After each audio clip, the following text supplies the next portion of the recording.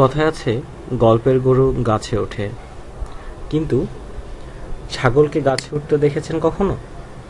এটাও না হয় মানা গেল, তারা খেয়ে একটা দুটো ছাগল প্রাণে বাঁচতে উঠে গেছে গাছে।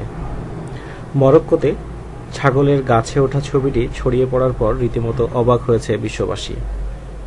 জানা গেছে অর্গান নামে একটি গাছ ওঠে ছাগল। মরক্কো ছাড়া আলজেরিয়াতেও এই ধরনের অর্গান নামক গাছে দেখতে পাওয়া যায় ছাগলকে। ছাগলদের এই কীর্তিকলাপ নতুন কিছু নয়।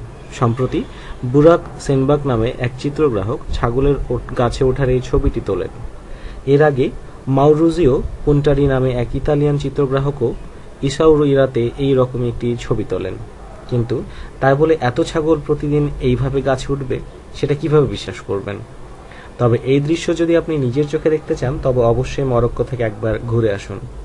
মরক্কোয় গেলে আপনি শুধু ছাগলের গাছে ওঠাই নয়, দেখতে পাবেন কেমন করে ছাগল এক ডাল থেকে অন্য ডালে ঘুরে বেড়াচ্ছে, ফল পেড়ে খাচ্ছে। আসলে মরক্কোয় প্রচুর পরিমাণে অর্গান নামে এক ধরনের গাছ রয়েছে। দক্ষিণ পশ্চিম মরক্কোর সোয়াস ভ্যালিতে মূলত এই গাছ দেখা যায়। এই গাছে হলুদ রঙের এক ধরনের রসালো ফল হয়। সেই ফলের লোভেই ছাগল গাছে ওঠে।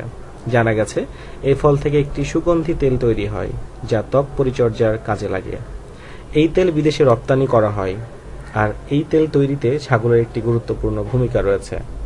বীজ সমেত ওই পাকা ফল খেলে ছাগলগুলো খেয়ে ফেলে, কিন্তু ফলের বীজগুলো হজম না হওয়ায় তা ছাগলের মলের সঙ্গে বেরিয়ে আসে। স্থানীয় বাসিন্দারা সেই বীজগুলো শুকিয়ে তেল বের করে। আশা করি আজকের এই চমৎকার নিউজটি আপনাদের ভালো লেগেছে।